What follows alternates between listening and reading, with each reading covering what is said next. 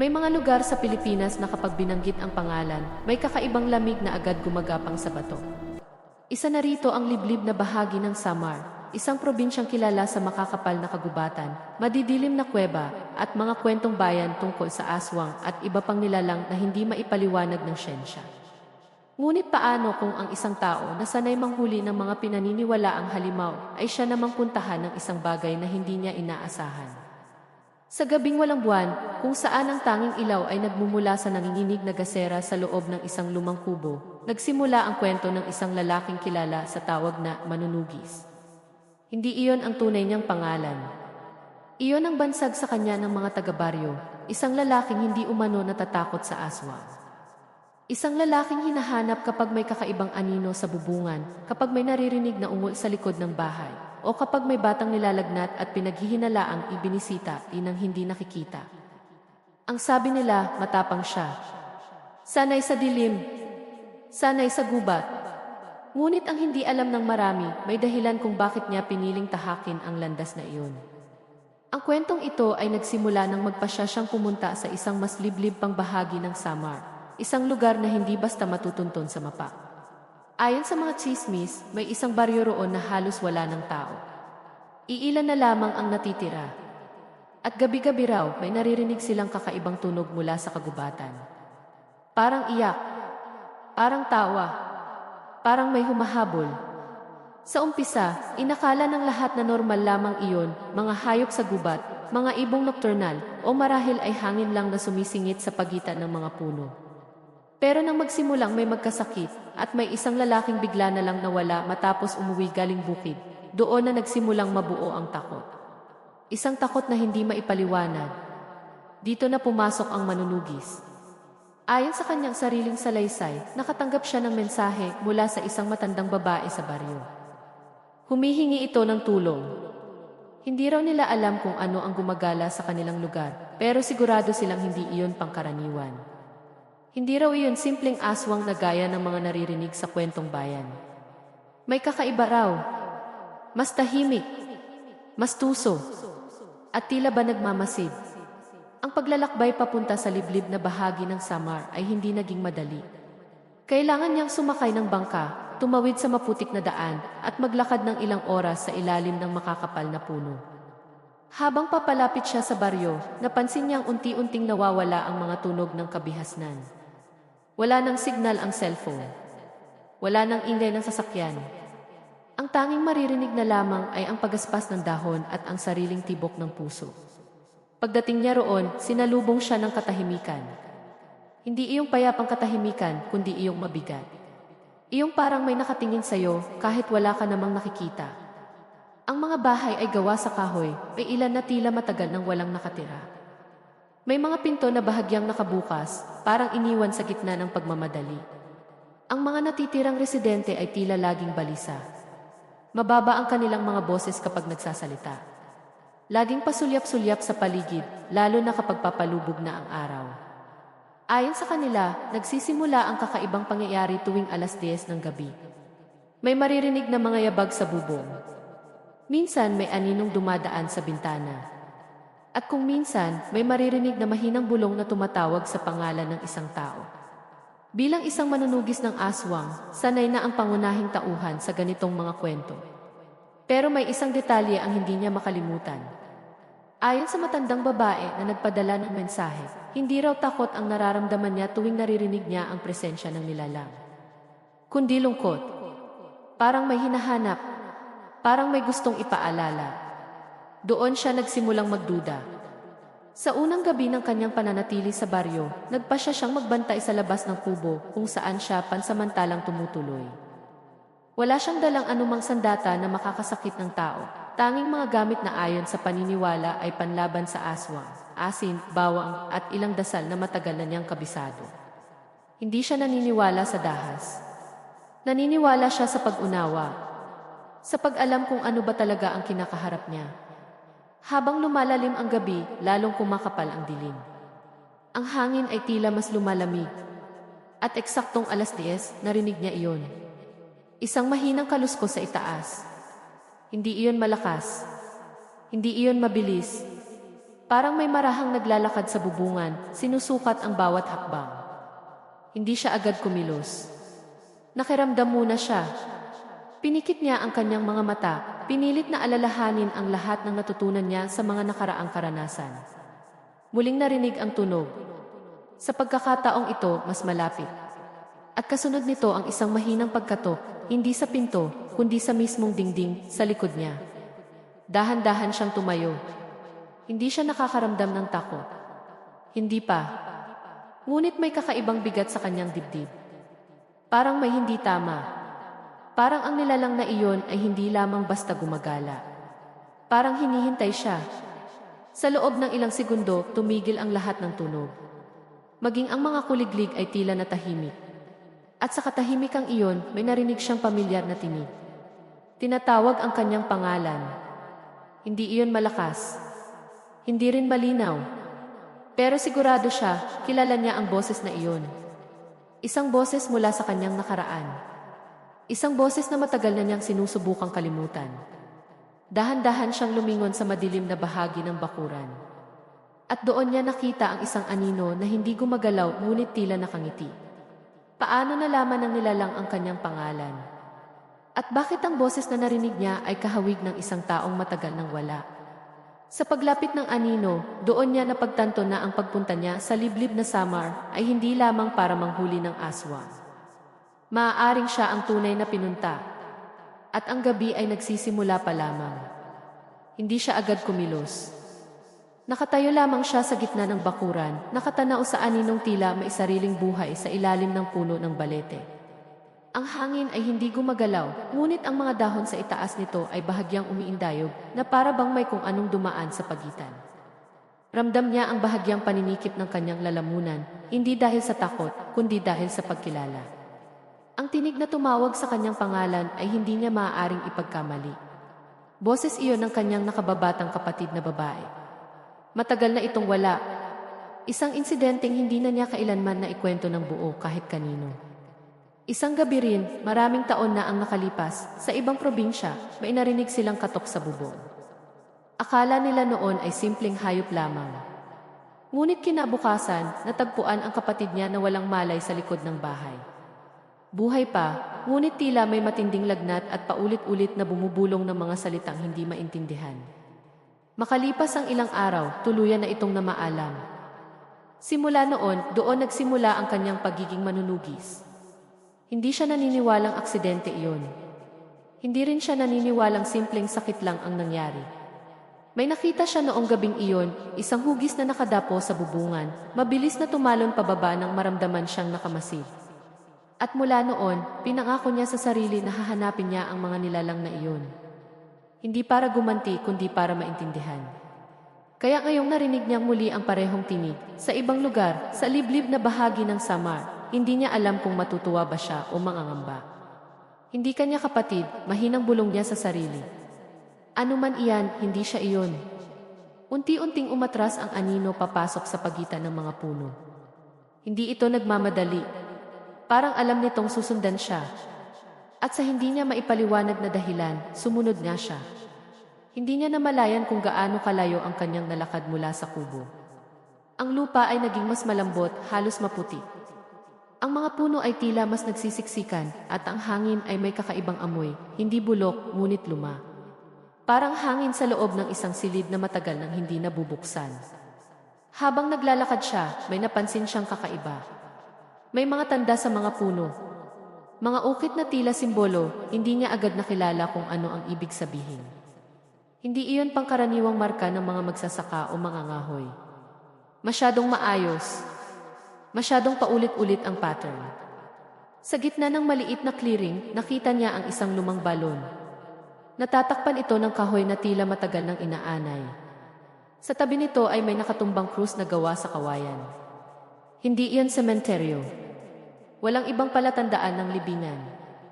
Isang balon lamang at isang krus. Muling narinig ang boses. Mas malinaw na ngayon. Kuya, napapikit siya. Ramdam niya ang kirot ng alaala. Ngunit nang muli siyang dumilat, wala na ang anino. Ang paligid ay tahimik. Masyadong tahimik. Kinabukasan, nagising siya sa kubo na tila ba walang nangyari. Nasa loob siya, nakahiga sa banig. Hindi niya maalala kung paano siya nakabalik. Sandaling pumasok sa isip niya na baka nanaginip lang siya. Ngunit nang tumingin siya sa kanyang sapatos, may bakas iyon ng puti. At sa gilid ng kanyang manggas, may bahagyang gasgas na tila nasabit sa matalim na sanga. Hindi iyon panaginip. Nang magtanong siya sa mga taga-baryo tungkol sa balon, kapansin-pansin ang kanilang pag-iwas sa sagot. Ang matandang babaeng humingi ng tulong sa kanya, si Aling Rosa, ay bahagyang namutla nang marinig ang paglalarawan niya. Hindi ka dapat pumunta roon, sabi ng matandang babae. Mahina ang kanyang boses ngunit may bigat. Matagal na naming iniiwasan ang lugar na iyon.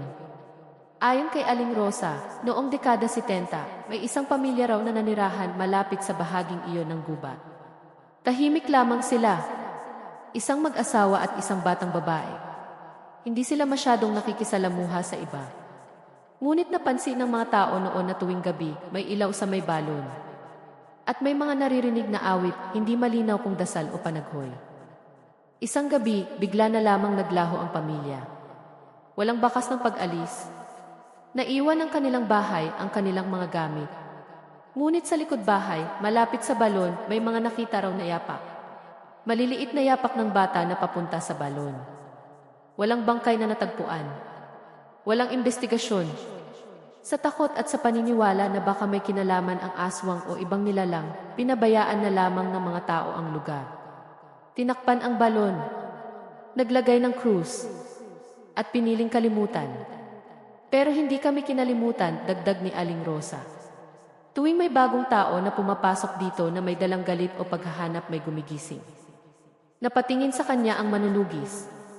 Anong ibig mong sabihin? Hindi agad sumagot ang matanda.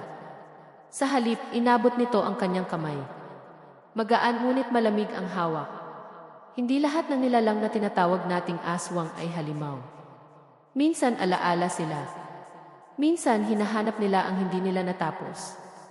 Maghapon niyang pinag-isipan ang mga salitang iyon. Kung ang naririnig niya ay hindi isang tipikal na aswang, kung hindi ito isang nilalang na naghahanap ng mabibiktima, kung gayon ano ito? Bakit tila personal ang paglapit sa kanya? Bakit ang boses ay mula sa kanyang nakaraan? Kinagabihan, mas maaga siyang nagbantay. Sa pagkakataong ito, hindi na lamang sa labas ng kubo. Lumakad siya palapit sa gilid ng baryo, sa direksyon ng gubat, ngunit hindi pa tuluyang pumapasok. Gusto niyang hintayin kung lalapit muli ang presensya. Alas 10. Muling bumigat ang hangin. Ngunit sa halip na kaluskos sa bubong, may narinig siyang mahinang iyak mula sa loob ng isa sa mga bahay sa baryo. Bahay iyon ng isang batang lalaki na ilang araw nang nilalagnat. Mabilis siyang lumapit, ngunit pagdating niya sa harap ng bahay, wala na ang tunog. Kumatok siya. Binuksan ng ama ng bata ang pinto. Lalaking nasa edad 40, halatang puyat. May kailangan ba? May narinig ba kayong iyak? Tanong niya. Umiling ang lalaki. Mahimbing ang tulog ng anak ko ngayon. Kanina pa. Ngunit habang nagsasalita ito, may narinig siyang mahinang kalabog mula sa likod ng bahay. Hindi malakas. Sapat lamang para mapalingon siya. Sa gilid ng bahay, sa ilalim ng bintana, may bahagyang anino na mabilis na dumulas papunta sa dilim. Hindi ito tumatakbo. Hindi rin gumagapang. Parang dumudulas sa lupa. Sinundan niya muli. Habang papalayo siya sa mga bahay, napansin niyang may isa pang anino sa gilid ng kanyang paningin. Hindi lamang isa ang presensya. Parang may dalawa. O higit pa. Pagdating niya sa maihangganan ng baryo at gubat, tumigil siya. Sa harap niya, sa pagitan ng mga puno, may tatlong magkakatabing hugis na hindi malinaw. Hindi niya makita ang mukha. Ngunit ramdam niya ang kanilang titig. At sa pagkakataong ito, hindi lamang isang boses ang tumawag sa kanya. Iba-ibang tinig. Iba-ibang edad. Ngunit iisa ang sinasabi. Bumalik ka. Hindi malinaw kung utos iyon o babala. Sa likod niya, may biglang kumaluskos. Nang lumingon siya, nakita niya si Aling Rosa na nakatayo ilang metro ang layo. Hindi niya alam kung paano ito nakalapit nang hindi niya naririnig. Hindi sila galit sa'yo, sabi ng matanda. Pero hindi ka rin nila kailangan dito. Kung hindi ako ang kailangan nila, sagot niya, pilit pinatatag ang boses. Bakit ako ang tinatawag? Hindi sumagot si Aling Rosa. Sa halip, tumingin ito sa direksyon ng mga anino. At sa unang pagkakataon, napansin niyang ang matandang babae ay hindi natatakot. Para bang kilala niya ang mga iyon. Unti-unting naglaho ang mga hugis sa dilim, parang usok na tinangay ng hangin. Ngunit bago tuluyang mawala, may isang huling imahe na tumatak sa kanyang isip, ang balon. At ang pakiramdam na may nakatingin mula sa kailaliman nito. Kinabukasan, may isang bagay na nagbago. Ang batang lalaking may lagnat ay biglang gumaling. Walang bakas ng karamdaman. Ngunit sa kabilang dulo ng baryo, may natagpo ang isang alagang aso na hindi na gumagalaw. Walang sugat. Walang bakas ng pakikipaglaban. Para lamang itong natulog. Lalong naguluhan ang manunugis. Hindi ito ang karaniwang pattern ng aswang na alam niya. Walang malinaw na pag-atake. Walang diretsong pananakit. Parang may kapalit. Parang may balanse na sinusunod. Habang nakatayo siya muli sa harap ng gubat, napagtanto niyang baka hindi niya dapat ituring itong isang pangangaso. Baka siya ang sinusuri. At kung totoo ang hinala niya na may kaugnayan ang presensyang ito sa lumang balon at sa pamilya na nawala noon, may posibilidad na hindi pa tapos ang kwentong iyon.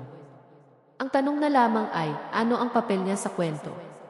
At ano ang mangyayari kapag tuluyan na niyang buksan ang takip ng balon na matagal nang gustong manatiling nakasara? Hindi na siya naghintay ng isa pang gabi bago balikan ang balon. Maghapon siyang hindi mapakali. Habang ang ibang taga-baryo ay abala sa kanilang mga gawain, pagkumpuni ng bubong, pagdidilig ng mga tanim, pag-aalaga ng hayop, ramdam niya ang mga matang lihim na sumusunod sa kanya. Hindi niya alam kung ang mga tao ba iyon o kung may iba pang presensya na hindi niya nakikita sa liwanag ng araw. Si Aling Rosa ay tila mas lalong naging tahimik. Kaninang umaga, nadatnan niya itong nakaupo sa harap ng bahay nito, ay hawak na lumang rosaryo. Ngunit hindi ito nagdarasal. Tinitingnan lamang siya habang siya ay dumadaan. Walang emosyon ang mukha ng matanda, pero sa mga mata nito ay may babala. May kapalit ang bawat sagot, sabi nito bago siya tuluyang makalayo. Hindi niya alam kung para saan ang babalang iyon. Bandang hapon, may isa na namang kakaibang pangyayari. Ang ama ng batang lalaki na biglang gumaling ay natagpo ang nakatulala sa gitna ng daan. Hindi ito nagsasalita. Hindi ito kumikibo. Nakatingin lamang ito sa direksyon ng gubat, tila may pinapanood na hindi makita ng iba. Nang lapitan siya ng manunugis, napansin niyang malamig ang balat ng lalaki kahit tirik ang araw. May nakita ka ba kagabi? Tanong niya. Mabagal na napalingon ang lalaki. Nanginginig ang labi nito. May tumayo sa paanan ng higaan ng anak ko, bulong niya. Babae, mahaba ang buhok pero hindi ko makita ang mukha. Akala ko panaginip. Pero nang magising ako, bukas ang bintana.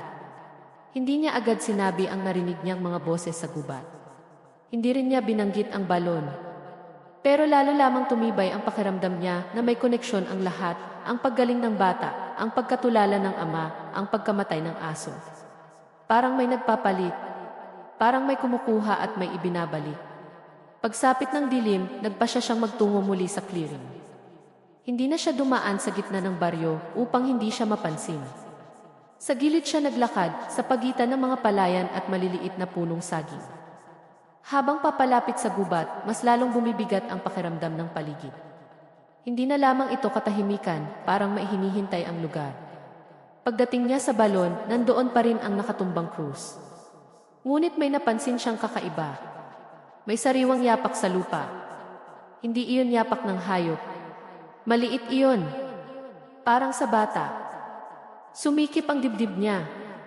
Lumapit siya sa balon at marahang inangat ang kalahating bulok na takip. Kumaluskos ang kahoy at may malamig na hangin na sumalubong mula sa kailaliman. Hindi niya makita ang ilalim. Masyadong madilim. Kung may nais kang sabihin, bulong niya sa dilim, magpakita ka. Walang sumagot. Ngunit ilang segundo pa lamang ang lumipas, may narinig siyang mahinang pagtilamsik ng tubig sa loob. Parang may maliit na bagay na nahulog. O parang may gumalaw. Napaatras siya. Sa likod niya, may yabag. Mabilis siyang lumingon, handang harapin ang kung anuman iyon, ngunit hindi anino ang bumungad sa kanya, kundi isang batang babae. Mga 7 o 8 taong gulang. Payat, mahaba ang itim na buhok. Nakasuot ng lumang puting damit na tila basa sa laylayan. Babae. Hindi siya kumikibo. Nakatingin lamang sa kanya. Anak, maingat niyang sabi, kaninong bahay ka galing? Hindi sumagot ang bata. Dahan-dahan itong tumuro sa balon. Nang ibalik niya ang tingin sa balon at muling tumingin sa bata, wala na ito. Walang tunog ng pagtakbo. Walang kaluskos. Parang bula na naglaho. Napatingin siya sa lupa kung saan ito nakatayo kanina. Walang bakas ng paa. Hindi na niya tinakpan ang balon. Sa halip, umatras siya palayo roon, pilit pinipigilan ang sarili na sumilip muli sa loob. Ramdam niyang hindi pa niya dapat alamin ang nasa ilalim. Ngunit habang papalayo siya sa clearing, may narinig siyang isa pang tunog, isang mahinang pagtawa.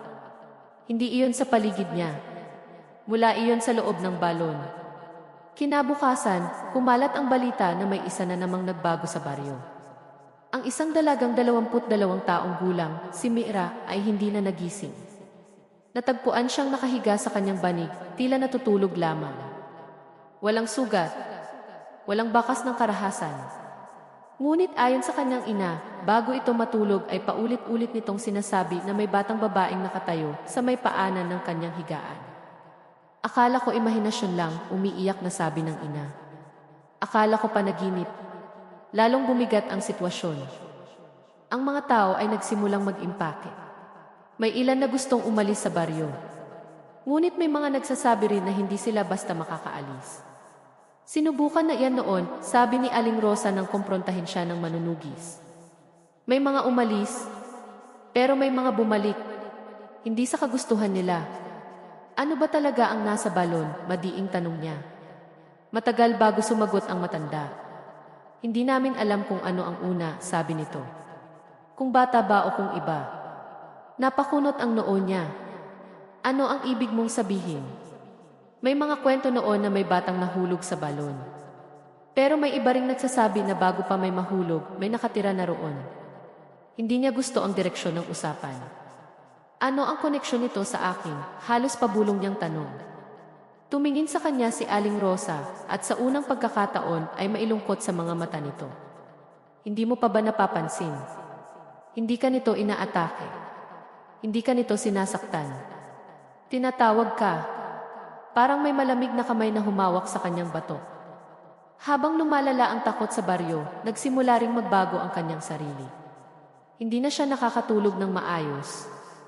Tuwing pipikit siya, nakikita niya ang balon. Nakikita niya ang batang babae na nakatayo sa gilid nito, nakatalikod. At sa panaginip, palagi itong lumilingon, ngunit bago niya makita ang mukha, nagigising siya. Minsan, nagising siyang nakatayo sa labas ng kubo. Hindi niya maalala kung paano siya napunta roon. May putik ang kanyang mga paa.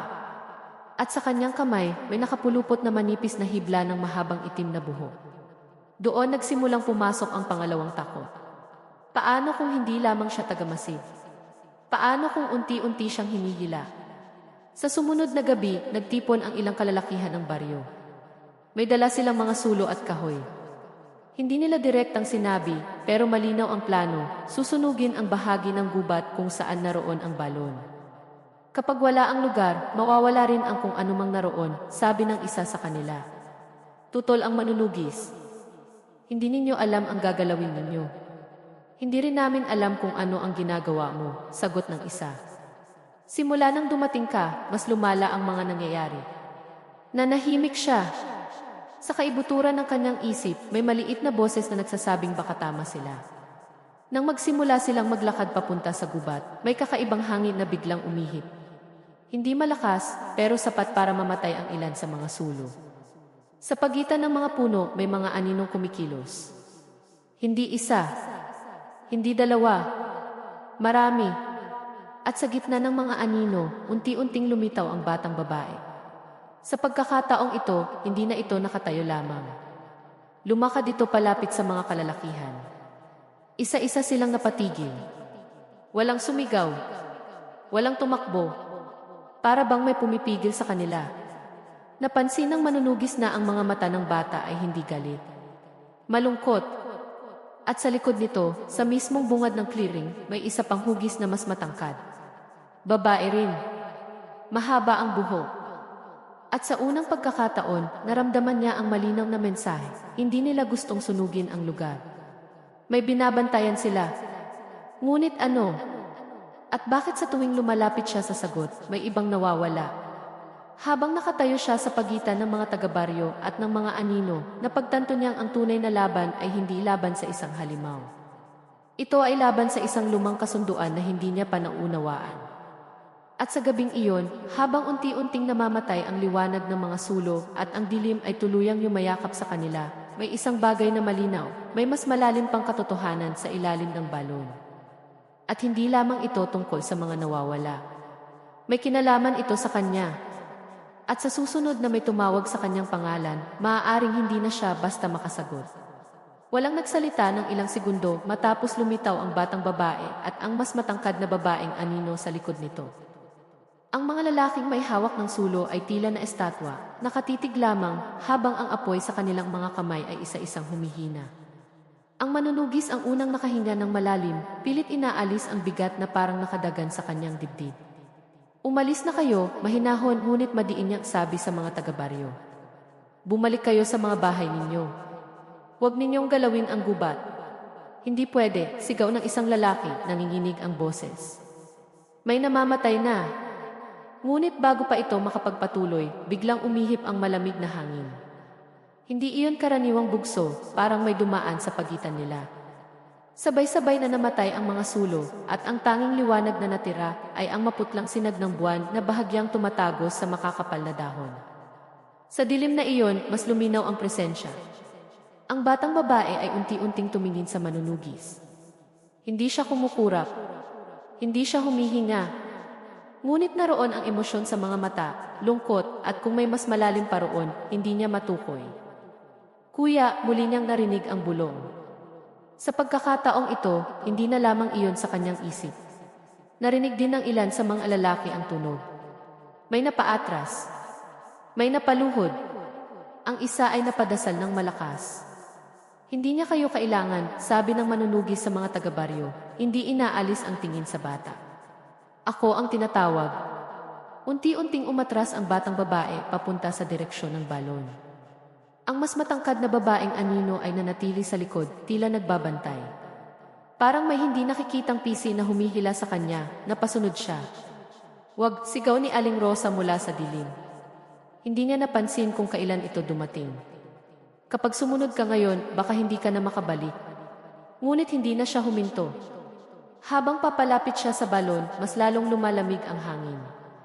Ang lupa sa ilalim ng kanyang mga paa ay tila lumulubog, mas malambot kaysa dati. May naririnig siyang mahinang pag-iyak na nagmumula sa kailaliman, hindi malinaw kung isa lang o marami. Pagdating niya sa gilid ng balon, nandoon na ang bata, nakatayo sa mismong tabi. Nakatalikod ito sa kanya. Anong gusto mo? Halos pabulong niyang tanong. Dahan-dahang itinaas ng bata ang isang kamay at itinuro ang loob ng balon. Sumilip siya. Sa una, puro dilim lamang ang nakita niya. Ngunit habang nasasanay ang kanyang mga mata, may napansin siyang kakaiba. Sa loob, sa pader ng balon, may mga marka, katulad ng mga ukit sa mga puno. Paulit-ulit na simbolo. At sa pinakailalim, may bahagyang refleksyon ng liwanag. Tubig. Ngunit hindi iyon karaniwang refleksyon. Sa ibabaw ng tubig, may anyong nakatingin pabalik sa kanya. Hindi niya agad nakilala. Hanggang sa kumurap ito. Napaatras siya, napahawak sa gilid ng balon. Mabilis ang tibok ng kanyang puso, mas malakas kaysa dati. Nang muli siyang sumilip, tubig na lamang ang naroon, walang refleksyon ng mukha. Hindi ito totoo, bulong niya sa sarili. Hindi ito maaari. Sa likod niya, naramdaman niya ang presensya ng mas matangkad na babaeng anino. Hindi pa rin malinaw ang mukha nito, ngunit mas dama niya ngayon ang bigat nito. Parang hindi ito basta multo. Parang may otoridad. Parang may hawak sa nangyayari. May kasunduan, mahinang sabi ni Aling Rosa na ngayon ay nakalapit na rin. Matagal na. Lumingon ang manunugis. Anong kasunduan? Hindi namin alam ang simula.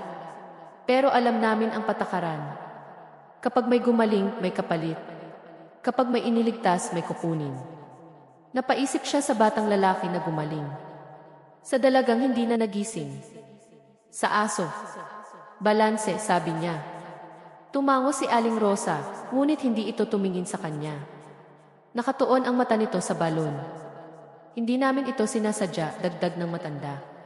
Pero tuwing may malubhang sakit, tuwing may nagdarasal na mabuhay ang mahal nila, may nakikinig. Parang may malamig na tubig na ibinuhos sa kanyang ulo. Hindi aswang, bulong niya. Hindi namin alam kung ano ang tawag, sagot ni Aling Rosa. Pero hindi rin sila basta masama. May sinusunod silang hangganan. Biglang umalingaw ang mahinang sigaw mula sa baryo. Napalingon silang lahat. May isang babae ang tumatakbo papunta sa kanila, umiiyak. Yung kapatid ko. Hindi siya magising. Naramdaman ng manunugis ang pag-ikot ng mundo sa paligid niya. Parang mas bumilis ang galaw ng hangin. Ang batang babae sa tabi ng balon ay hindi pa rin gumagalaw. Hindi pa tapos, bulong ng bata. Ngunit sa pagkakataong ito, hindi na boses ng kapatid niya ang narinig niya. Iba na. Mas malalim. Mas malamig. Napagtanto niyang hindi lamang siya hinahabol ng alaala. Ginagamit siya.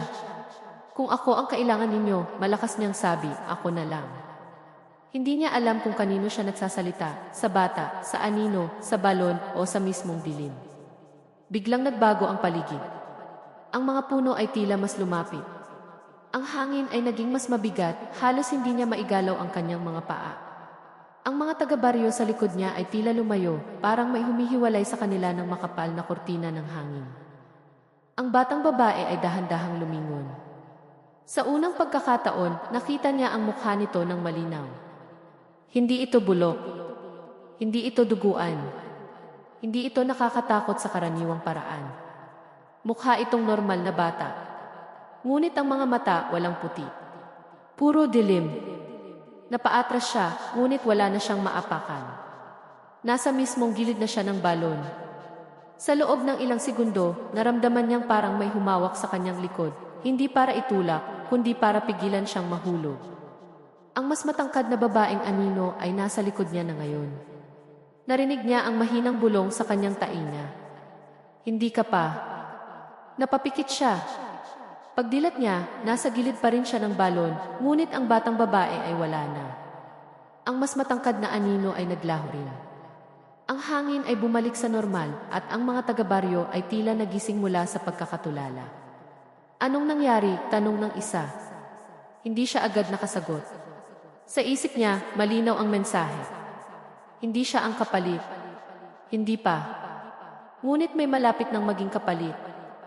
Mula sa direksyon ng baryo, muling narinig ang sigaw ng babaeng tumakbo kanina. Humihinga pa siya. Nagkatinginan ang mga tao. May halong pag-asa at takot sa kanilang mga mukha. Unti-unting napaupo ang manunugis sa lupa, pilit inaayos ang paghinga. Kung totoo ang hinala niya, may pattern ang lahat. May siklo. At sa bawat siklo, may isang tao na inililigtas. At may isang hindi. Hindi nila ako kailangan bilang kapalit, bulong niya. Kailangan nila ako bilang saksi. Bakit? Ano ang papel niya sa isang kasunduang hindi niya naman pinasok? Habang nakatingin siya sa balon, napansin niyang may isa pang detalye na hindi niya napansin kanina. Sa pader sa loob, sa pagitan ng mga simbolo, may bagong marka. Hindi pa yun naroon dati. At ang hugis nito ay parang inisyal ng kanyang pangalan.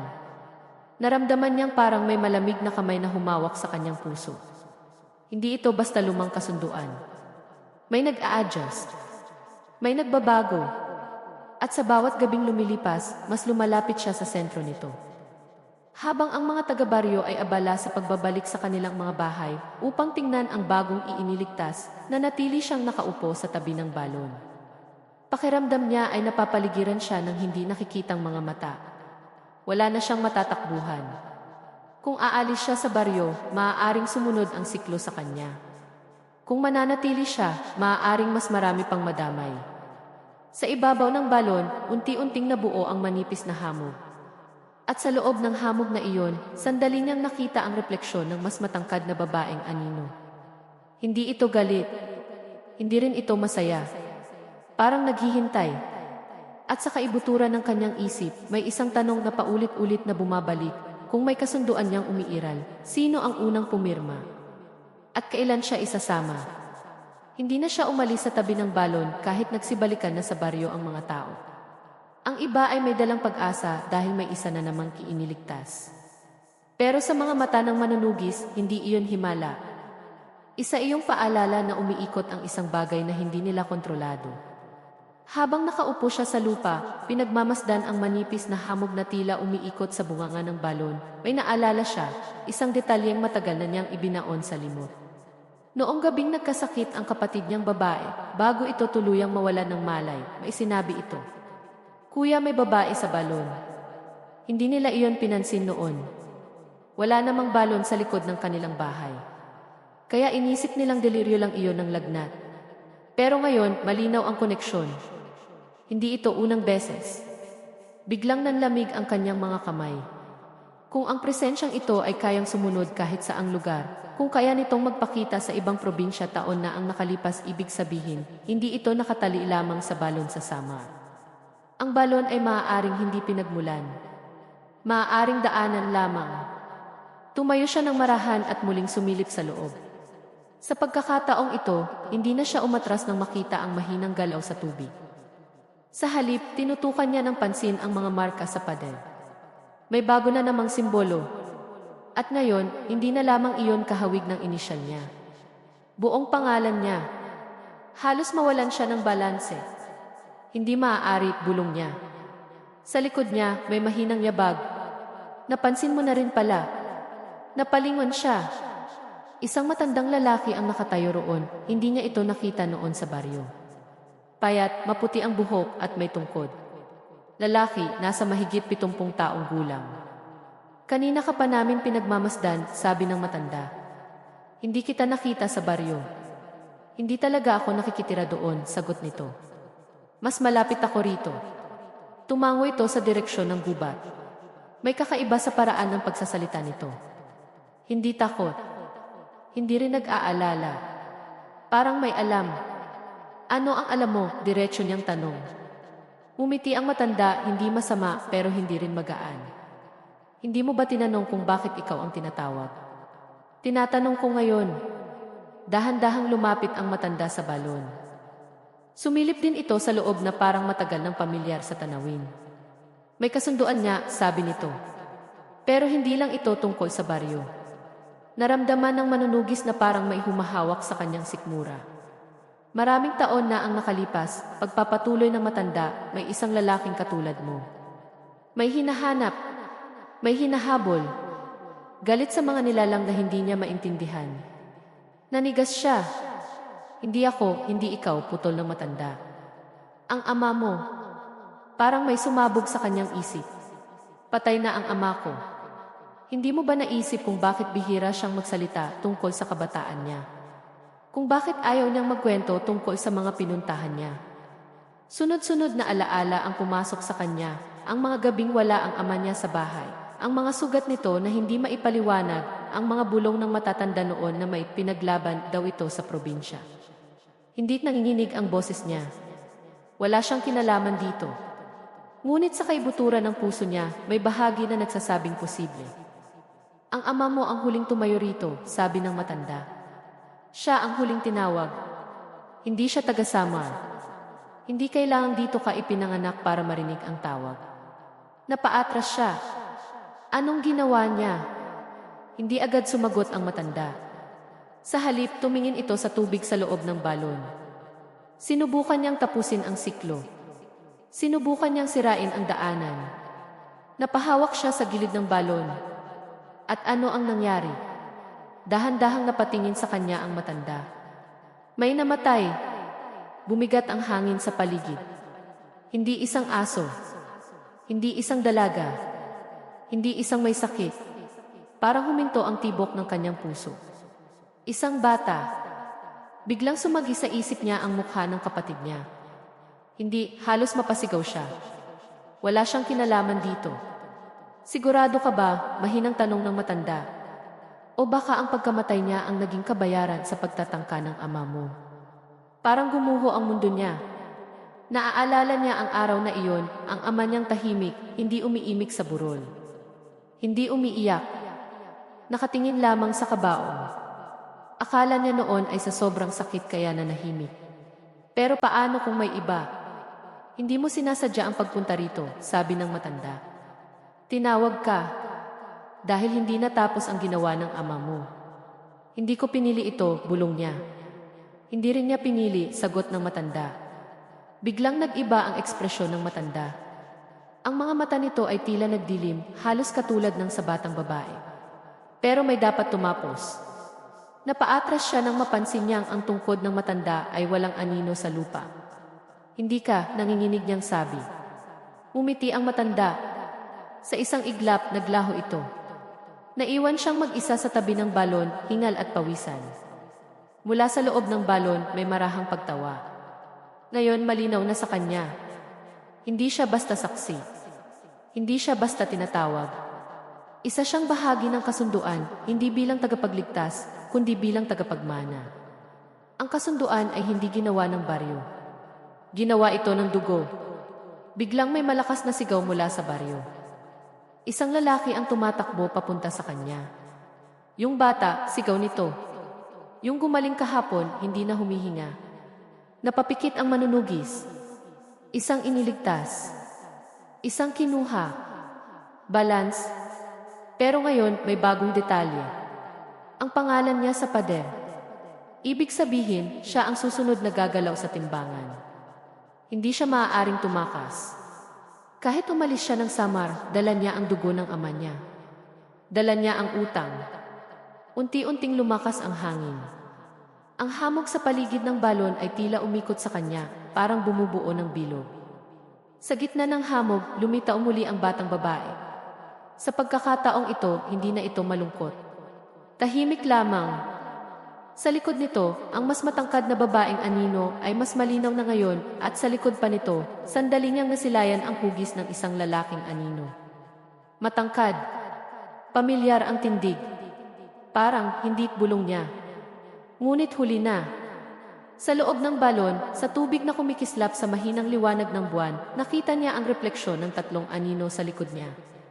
Isang bata, isang babae, at isang lalaking kamukha niya. Unti-unting tumingala ang refleksyon. At bumiti.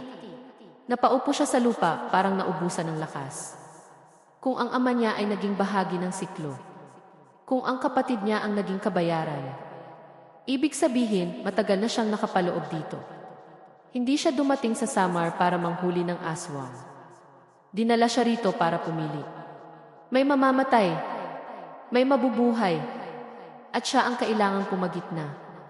Tumingin siya sa baryo kung saan may umiiyak na naman. Pagkatapos ay sa balon, sa batang babae, sa mga anino. Wala na siyang matatakbuhan.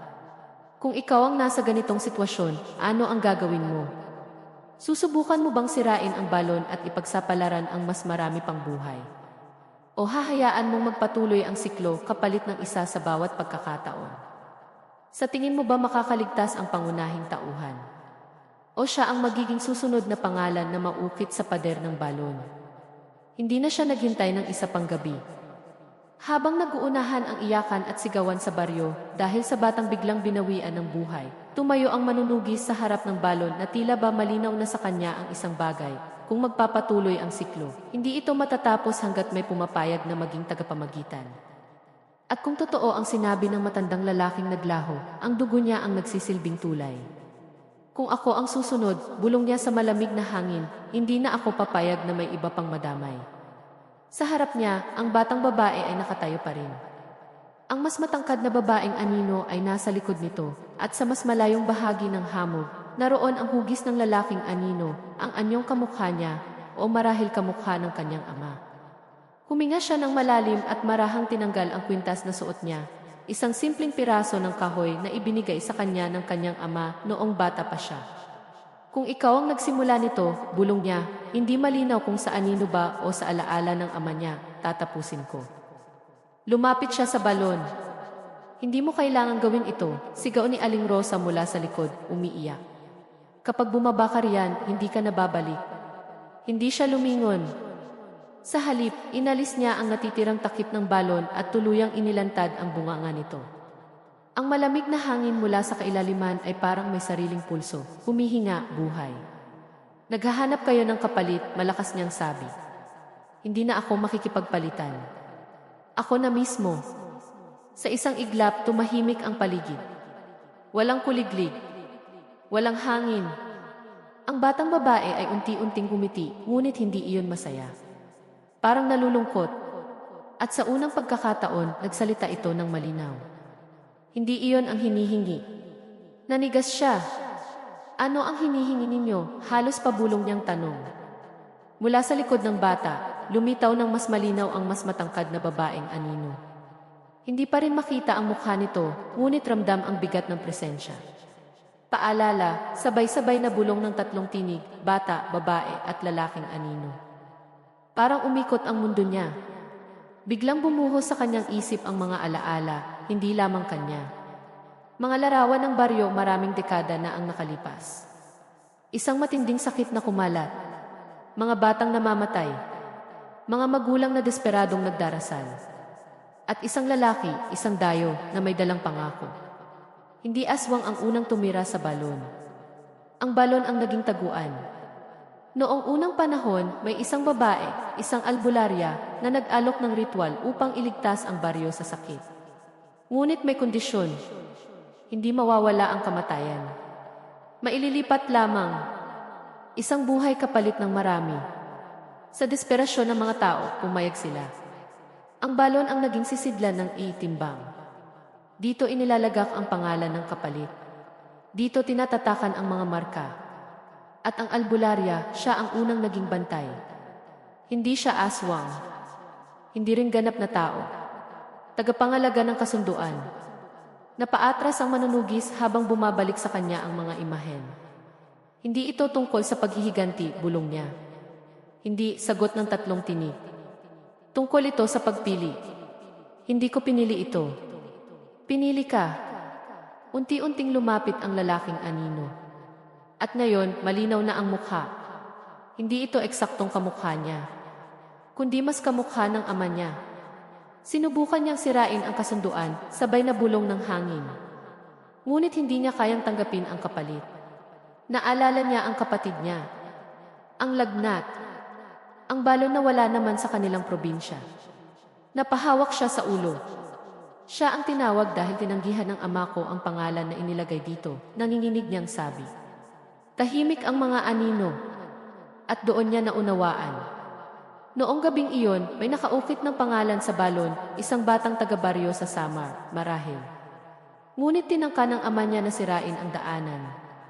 Putulin ang koneksyon. At dahil sa pagputol na iyon, ang balanse ay naghanap ng ibang daanan. Sa dugo, sa pamilya, sa kapatid niya. Napaluha siya, ngunit hindi siya sumigaw. Hindi siya nagwala. Sa halip, tumayo siya ng tuwid. Kung hindi maaaring sirain, sabi niya, pwede bang tapusin? Tahimik. Pagkatapos, unti-unting nagsalita ang mas matangkad na babaeng anino. May paraan. Sabihin mo. Walang kapalit. Imposible, sagot niya agad. May paraan, ulit nito. Kapag walang natirang bantay. Nanigas siya. Kapag walang tagapamagitan.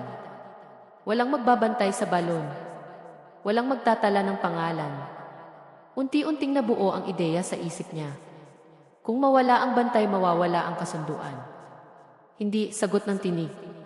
Magiging malaya. Malaya, bulong niya. At magugutom. Parang kumirot ang lupa sa ilalim ng kanyang mga paa. Naunawaan niya ang ibig sabihin. Habang may bantay, kontrolado ang timbangan. Isa kapalit ng isa. Kung mawawala ang bantay, mawawala ang hangganan. Walang pipigil. Walang maglilimita. Walang pipili. Ang balon ay hindi lamang sisidlan. Isa itong kandado. At ang bantay ang susi. Unti-unting napatingin siya sa mas matangkad na babaeng anino. Ikaw ang unang bantay, bulong niya. Hindi na, sagot nito. At sa kanya nakita, sa likod ng babaeng anino, may bakas ng pagkakadena sa paligid ng balon. Mga lumang marka sa lupa, parang may nakatali noon. Matagal na akong nakagapos, sabi ng tinig. Pinapalitan. Unti-unting lumingon ang batang babae sa kanya. At sa pagkakataong ito, malinaw ang mensahe sa mga mata nito. Hindi siya ang kapalit. Siya ang susunod na bantay. Kung tatanggapin niya, titigil ang kamatayan sa baryo, mananatili ang balanse. Kung tatanggihan niya, maaaring mawala ang siklo. At maaaring mas marami ang mamatay. Wala na siyang matatakbuhan. Hindi ito laban na kayang tapusin sa suntok, sa dasal, o sa apoy. Isa itong pagpili. Lumuhod siya sa harap ng balon. Kung tatanggapin ko, mahinang sabi niya, titigil ba ang pagkuha ng walang dahilan? May dahilan lagi, sagot ng hangin. Titigil ba ang pagkuha ng inosente? Tahimik. Hanggat may sakit. Hanggat may desperasyon.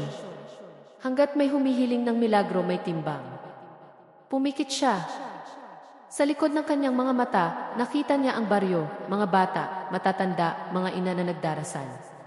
At nakita niya rin ang kapatid niya. Kung may tumanggap noon, baka nabuhay ito. Unti-unti siyang tumayo. Kung ganoon, sabi niya, ako na. Biglang umihip ang malakas na hangin. Umikot ang hamog. Ang lalaking anino, ang anyo ng kanyang ama, unti-unting naglaho. Ang batang babae ay napaurong. At ang mas matangkad na babaeng anino ay lumapit sa kanya. Sa isang iglap, naramdaman niyang parang may malamig na tubig na dumaloy sa kanyang dibdib. Hindi sakit. Hindi hiwa. Isang bigat. Parang may nakapatong sa balikat niya na hindi nakikita. Ang mga marka sa pader ng balon ay nagliwanag sandali. At ang pangalan niya nawala. Napaupo siya sa lupa, hingal. Tahimik ang paligid. Walang anino. Walang bata. Walang babae. Walang ama. Sa baryo, unti-unting huminto ang iyakan. Kinabukasan, walang nagising na patay. Walang naglagnat. Walang nakakita ng anino. Akala ng mga tao natapos na. Ngunit habang nakatayo siya sa tabi ng balon, napansin niya ang bagong ukit sa pader. Isang simbolo. Hindi pangalan. Isang tanda ng bantay. At nang sumilik siya sa tubig, hindi na 3 anino ang nakita niya. Isa na lang. Isang lalaking nakatayo sa gilid ng balon. Hindi multo. Hindi refleksyon. Kundi siya. At sa likod niya, sa ibabaw ng lupa, walang anino ang katawan niya sa ilalim ng araw. Hindi agad nawala ang lahat matapos ang gabing iyon. Akala ni Daniel, kapag natapos ang huling engkwentro niya sa manunugis sa gitna ng kagubatan, sa ilalim ng punong balete kung saan niya hinarap ang nilalang at ginamit ang anting-anting na bigay ni Aling Rosa, doon na matatapos ang bangungot. Ngunit ang totoo, doon palang nagsimula ang mas tahimik at mas personal na bahagi ng takot. Ayon sa mga matatanda sa baryo, ang manunugis ay hindi basta nilalang na namimili lang ng biktima. Isa itong sumpa na nakakapit sa lupaing iyon sa loob ng maraming henerasyon. Dati raw itong tao, isang mangangaso na naligaw sa gubat at gumawa ng isang bagay na hindi na nila gustong isa-isahin pa. May nilabag daw itong sinaunang babala. May tinapakang hangganan. At bilang kapalit, hindi na siya pinayagang mamatay bilang tao. Nang gabing hinarap siya ni Daniel, hindi niya ito nilabanan sa pisikal na paraan. Wala siyang sandata kundi ang anting-anting at ang lakas ng loob na huwag umatras. Nang magsimula ang mahinang ungol sa paligid at gumalaw ang mga sanga na tila may sariling buhay, alam niyang hindi siya makakatakas sa pagtakbo. Kaya tumayo siya sa harap ng nilalang at sinabi ang mga salitang itinuro ni Aling Rosa, hindi para wasakin ito, kundi para paalalahanan kung sino ito noon. Sa ilang sandali, tila nag-iba ang anyo ng manunugis. Ang baluktot na likod ay bahagyang tumuwid. Ang mga matang dati tila kumikislap sa dilim ay naging mapusyaw, halos malungkot. At sa unang pagkakataon, narinig ni Daniel ang hindi ungol, kundi isang malinaw na hinga, parang pagod na kaluluwa. Kinabukasan, wala nang yabag sa bubong. Wala nang alulong ng mga aso pagsapit ng 12:00. Ang baryo ay tila mas magaan ang hangin. Hindi nagsalita ang mga tao, ngunit ramdam ang pagbabago. Si Aling Rosa, na noon ay tila laging may dinadalang bigat sa mga mata, ay unang beses nang ngumiti kay Daniel. Natapos mo na ang hindi namin magawa, sabi niya. Doon na rin ipinaliwanag ng matanda ang lahat. Ang marka na sinasabi sa kanya ay hindi pala tanda ng pagiging susunod na biktima, kundi tanda ng pagiging susunod na harap. Tuwing may taong may sapat na lakas ng loob at malinaw ang intensyon, pinipili raw ito ng sumpa, hindi para ubusin, kundi para subukang wakasan ang siklo. Hindi lahat ng pinipili ay nagtatagumpay.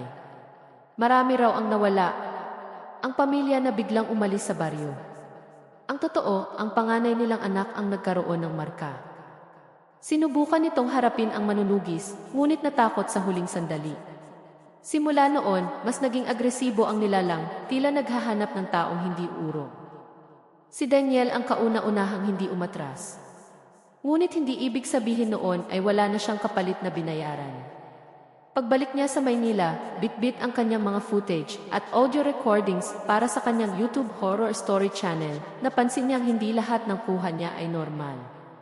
Sa huling video na kinunan niya sa ilalim ng balete, may ilang segundo na nawawala sa alaala niya. Hindi niya matandaan kung ano ang nangyari roon. Ngunit sa raw file, may maikling eksena na hindi niya maipaliwanag. Sa frame, makikita siyang nakatayo, hawak ang anting-anting. Sa harap niya, ang manunugis, ngunit hindi na ito ganap na halimaw. Bahagya na itong kahawig ng tao. At bago tuluyang mag-black ang screen, may maririnig na mahinang bulong. Salamat! Hindi niya iyon narinig ng personal. Sa video lang, doon niya naintindihan na ang manunugis ay hindi simpleng aswang o halimaw. Isa itong kaluluwang nakulong sa pagitan ng pagiging tao at pagiging nilalang ng dilim. Ang ginagawa nitong ipangangaso ay hindi lamang para manakot, kundi tila paghahanap ng katapusan. Gayunpaman, kahit tila naputol na ang sumpa sa baryo, may mga bagay na hindi na bumalik sa dati kay Daniel. Hindi na siya makatulog ng patay ang ilaw. Kahit sa gitna ng syudad, kapag tumahimik ang paligid, naririnig pa rin niya ang mahinang paggapang, hindi sa bubong, kundi sa likod ng kanyang isipan. May mga gabi ring nagigising siya ng 11:00 eksakto, pawis na pawis, at may pakiramdam na may nakamasid. Isang beses, habang nag-edit siya ng final cut ng kanyang video na pinamagatang ang manunugis sa liblib na baryo, totoong karanasan, napansin niyang may bagong file sa folder. Hindi niya ito nilagay. Ang pangalan ng file ay petsa ng gabing hinarap niya ang nilalang. Nang buksan niya, static lang sa simula. Ngunit maya-maya, unti-unting luminaw ang imahe. Hindi ito kuha ng kamera niya. Ang anggulo ay nasa likod niya, parang may isa pang nagre-record mula sa dilim ng kagubatan. Kita ang kanyang likod at sa harap niya ang manunugis. Ngunit sa bersyong ito, bago magdilim ang screen, may dagdag na detalye. Pagkatapos ng bulong na salamat, may isa pang tinig. Isang tinig na kamukha ng sa kanya. Hindi pa tapos. Mabilis niyang isinara ang laptop. Ilang minuto siyang nakatitig lang sa madilim na screen, pinipilit unawain kung pagod lang ba ang isip niya o may mas malalim pang ibig sabihin ang lahat. Makalipas ang ilang linggo, may natanggap siyang mensahe mula sa isang subscriber. Simpleng komento lang sa video niya, "Kuya, pareho po nang nangyayari sa baryo namin." May gumagapang sa bubong tuwing 11:00. Kasunod nito ang lokasyon. Malayong probinsya. Ibang isla. Doon niya tuluyang naisip na baka ang sumpa ay hindi nakatali sa iisang lugar. Baka ang manunugis na hinarap niya ay isa lang sa marami. O baka, sa pagputol niya ng isang siklo, may iba namang nagising. Hindi na siya bumalik sa dating klase ng content. Hindi na puro kwentong bayan at urban legend. Mas naging maingat siya. Mas tahimik. Ngunit hindi niya tinanggal ang video tungkol sa manunugis. Sa halip, pinanood niya ang mga komento gabi-gabi, binabasa ang mga haka-haka ng mga tao. May nagsasabing gawa-gawa lang. May naniniwalang totoo. May iba na nagsasabing nakita rin nila ang anino sa ilang frame ng video. At paminsan-minsan, kapag madaling araw at mag-isa siya sa kanyang kwarto, binubuksan niya ang raw file na may kakaibang anggulo. Hindi niya alam kung bakit. Marahil umaasa siyang magbabago ito. O baka naghihintay siya ng isa pang bulong.